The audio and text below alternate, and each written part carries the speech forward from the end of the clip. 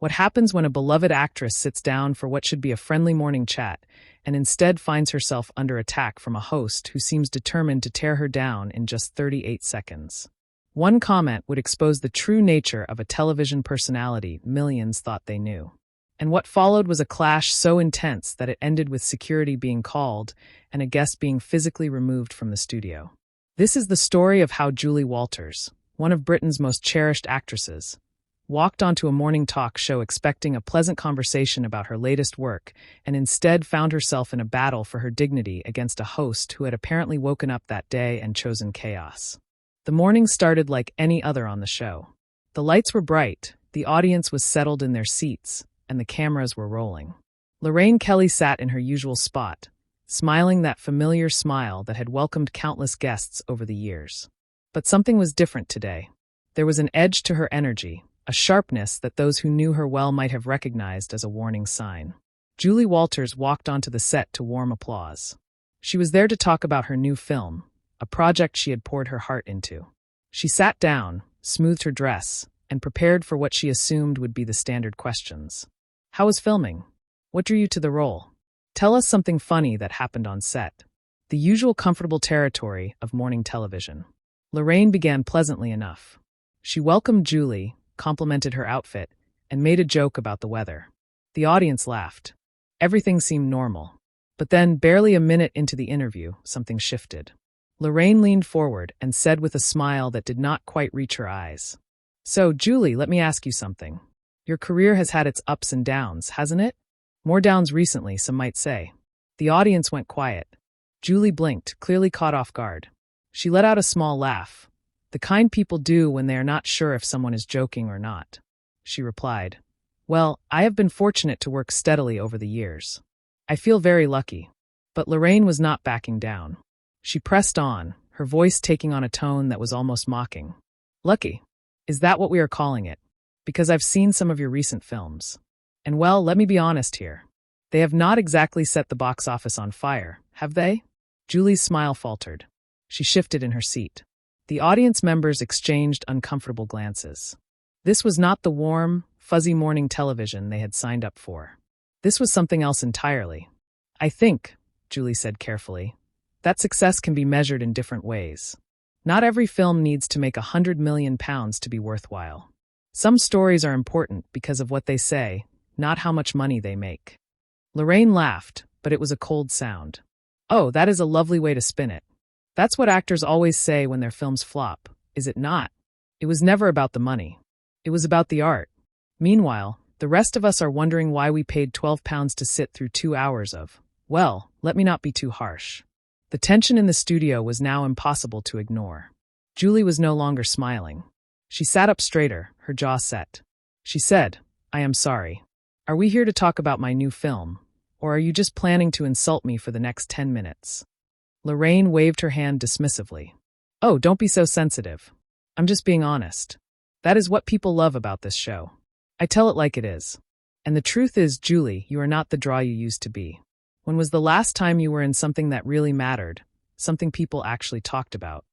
Julie took a deep breath, her hands clasped tightly in her lap. She said, her voice steady despite the obvious hurt, "I have been working in this industry for over 40 years. I have been in films that have touched millions of people.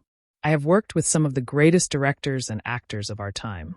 I do not need to justify my career to you or anyone else." But Lorraine was relentless. She leaned back in her chair, looking almost pleased with herself. 40 years. Yes. And maybe that is the problem. Maybe you have been around too long. Maybe it is time to step aside and let some fresh faces have a go. Because, and I mean this with all due respect, you are looking a bit tired these days. A bit past it, if I'm being completely honest. The audience gasped. Someone in the front row said, "Oh my God," loud enough for the microphones to pick it up. Julie's face went pale, then flushed red. Her hands were shaking now. She said, her voice tight with controlled anger, "That is an incredibly cruel thing to say. What is wrong with you? Why are you being like this?" Lorraine shrugged, still wearing that awful smile. "I am just saying what everyone else is thinking. You are a lovely person, I am sure. But maybe it is time to accept that your moment has passed. There is no shame in that. Well, maybe a little shame, but you will get over it." Julie stood up abruptly. Her microphone pack nearly pulled loose. She said, "I am not doing this. I came here to have a conversation, not to be attacked by someone who clearly has some kind of personal issue with me. This is disgraceful." Lorraine stood up too, her voice rising. "Oh, sit down, Julie. Do not be so dramatic. This is live television. You cannot just walk off whenever someone says something you do not like. That is not how this works." "Watch me," Julie shot back. She started to remove her microphone, fumbling with the wire. A production assistant rushed forward to help, looking panicked. Lorraine stepped closer, pointing a finger at Julie. "You are being completely unprofessional right now. Do you know how many people would kill to be on this show? And you are throwing a tantrum like a child just because I asked you a few tough questions." "Tough questions." Julie's voice was loud now, echoing through the studio. "You called me washed up. You said I looked tired and past it. Those are not tough questions. That is just you being nasty for no reason. What did I ever do to you?" The two women were now face to face, both visibly angry. The audience sat in stunned silence. The cameras kept rolling. This was no longer an interview. This was a full-blown confrontation. Lorraine said, her voice dripping with condescension. "You want to know what you did? You have been coasting on your reputation for years. You show up, collect your paycheck, and phone in performances that a first-year drama student could do better. And then you have the nerve to act like you are some kind of national treasure. It is insulting to people who actually work hard." Julie's eyes filled with tears, but her voice was strong. "How dare you? How dare you stand there and question my work ethic? I have given everything to my craft. I have worked on projects that paid nothing because I believed in the story. I have mentored young actors. I have fought for roles for women my age when the industry wanted to throw us away. And you, sitting in your comfortable chair making millions by asking celebrities what they had for breakfast. You think you can judge me?" Lorraine's face twisted with rage. "Get off my show right now. Get out." "I am already leaving," Julie said. She had her microphone off now and handed it to the terrified production assistant. "This show is a joke, and you are a bully. I hope everyone watching sees you for what you really are." "Security!" Lorraine shouted. "Someone get her out of here." Two security guards appeared from the wings, looking deeply uncomfortable. One of them said quietly, "Ma'am, we need you to leave the studio." Julie looked at them with dignity and said, "I understand. I am going." She turned back to Lorraine one last time. "You should be ashamed of yourself." The cameras captured everything as Julie Walters walked off the set, her head held high despite the tears streaming down her face. The audience sat in shocked silence.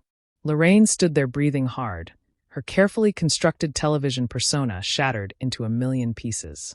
And somewhere in the control room, a producer was frantically trying to figure out how to cut to a commercial break, knowing full well that what had just happened would be replayed and analyzed and talked about for years to come.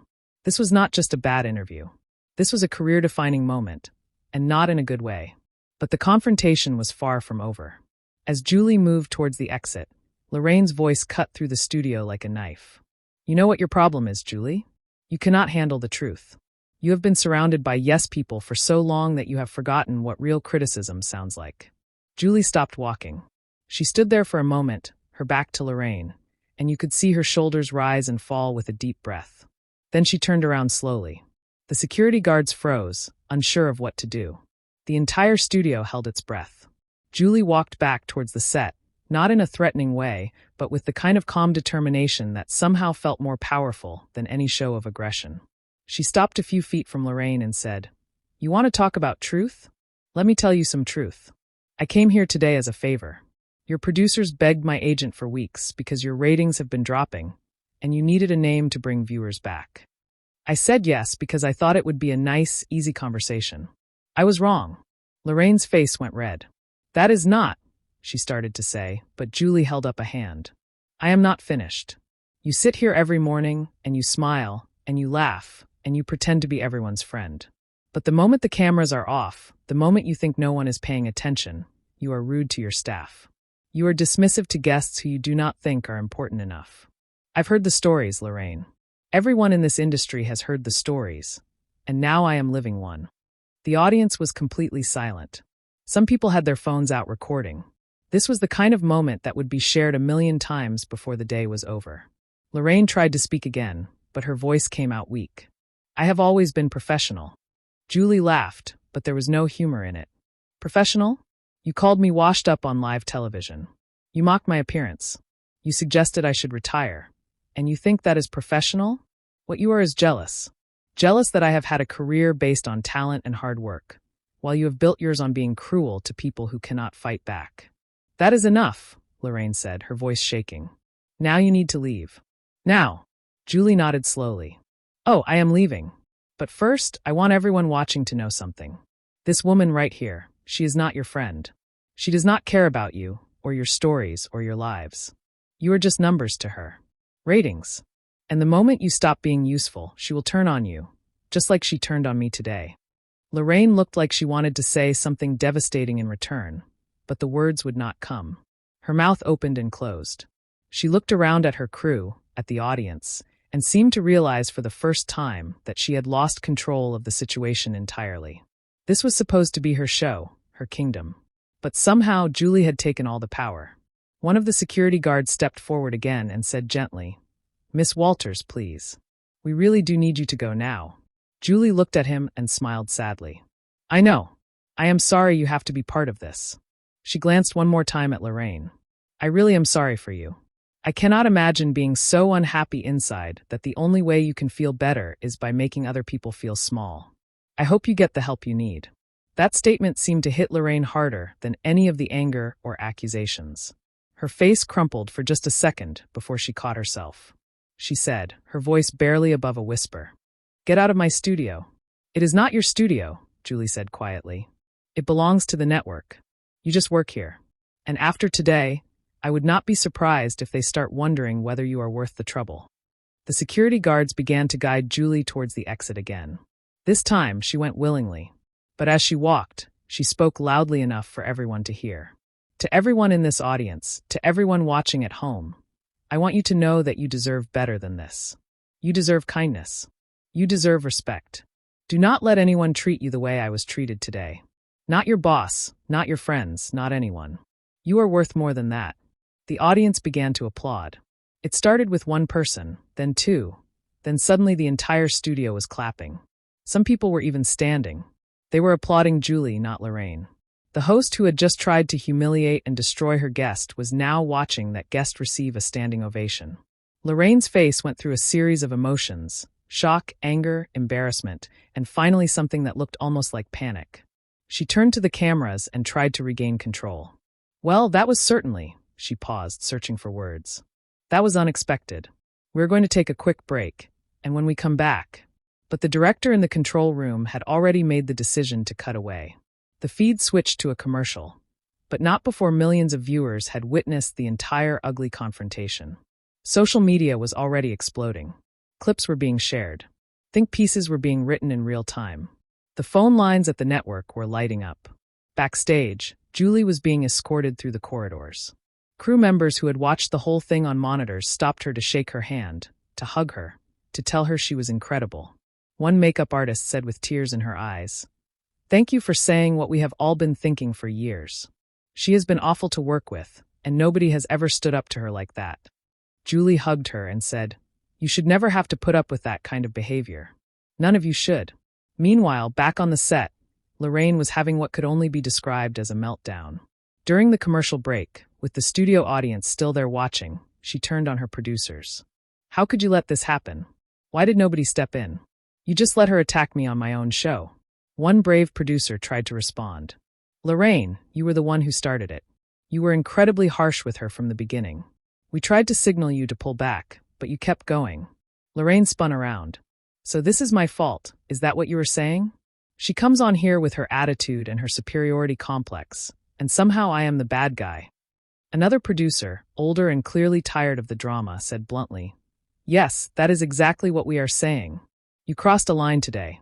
Multiple lines, and it was all captured on camera. This is going to be a problem.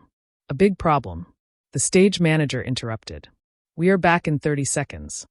Lorraine ran her hands through her hair, trying to compose herself. She turned to her makeup artist. "Fix my face. I look terrible."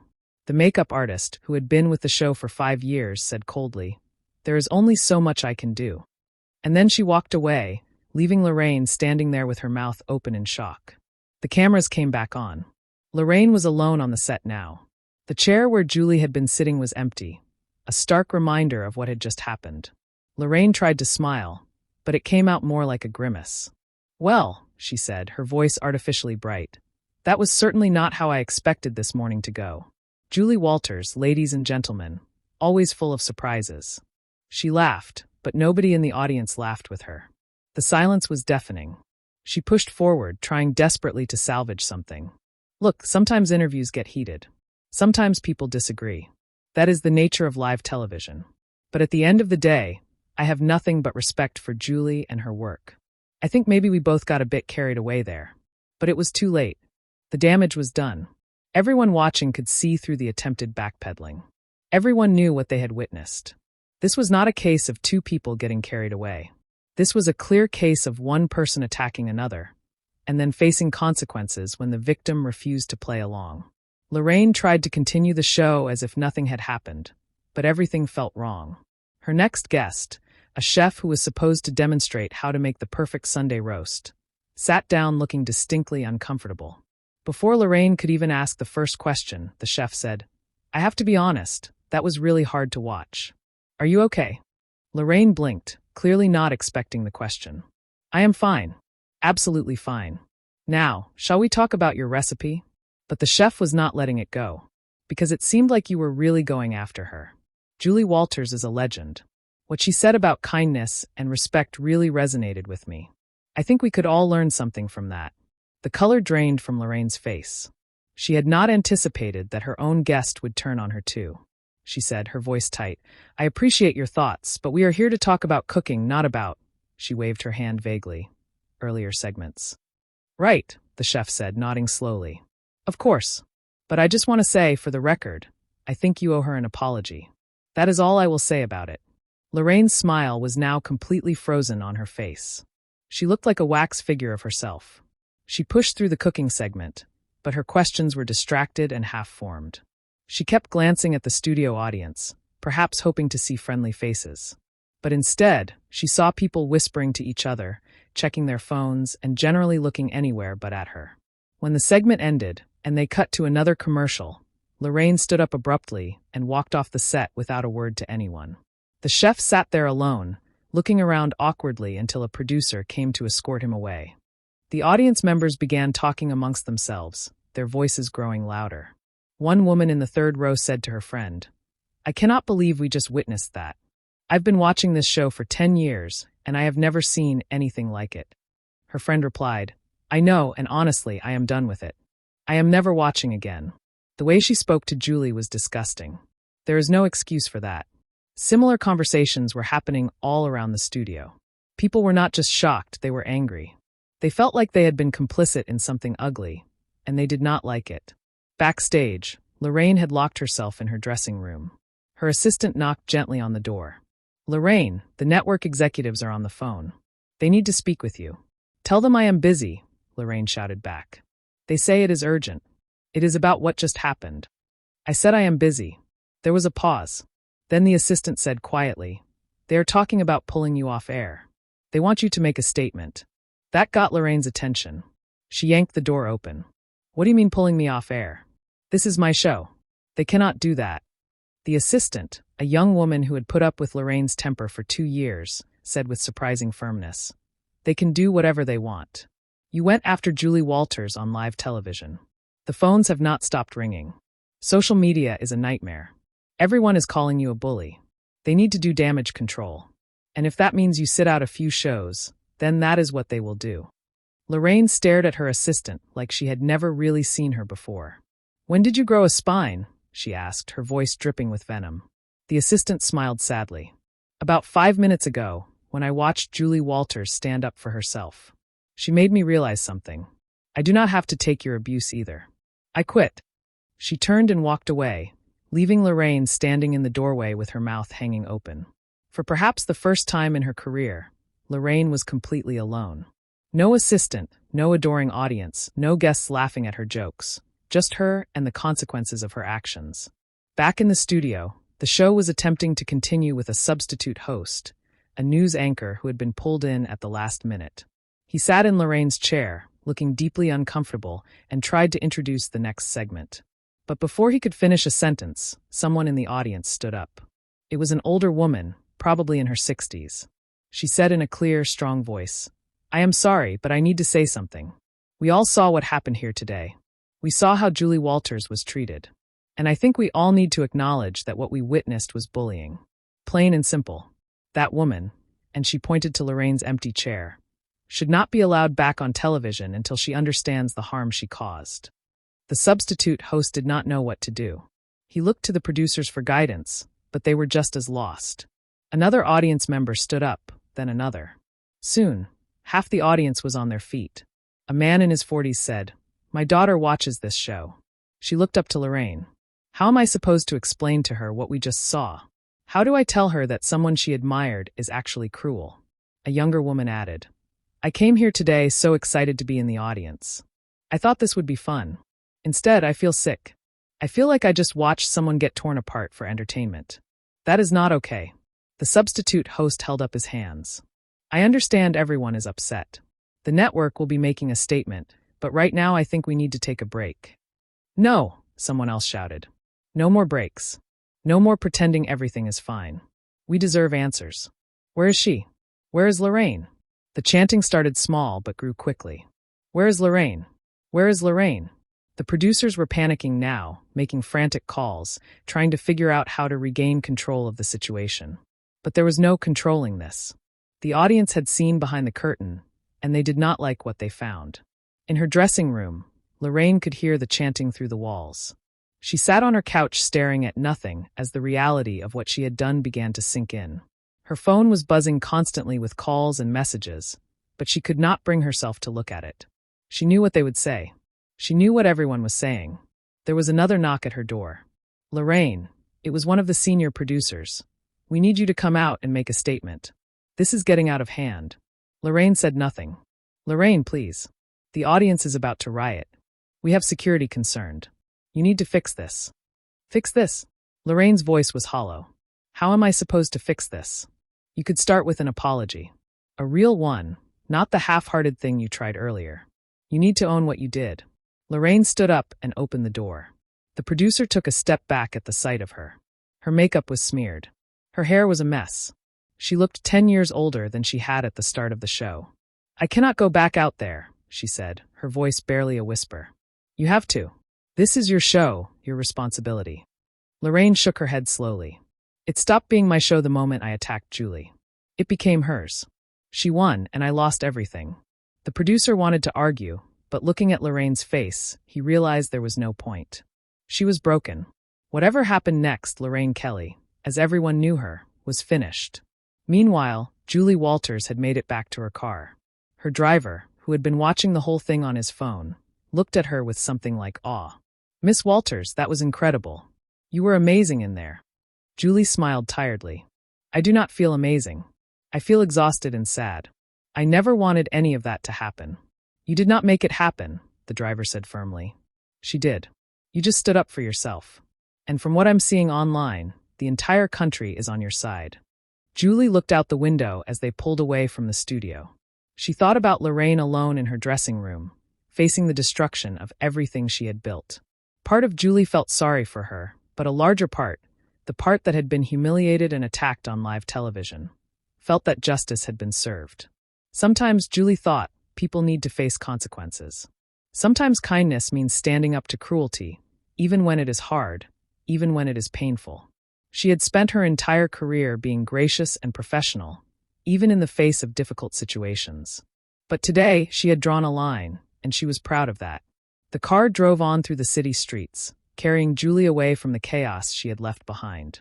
While back at the studio, Lorraine Kelly sat alone, finally understanding that her words had consequences, that her cruelty had a price, and that sometimes, when you push someone too far, they push back harder than you ever imagined possible.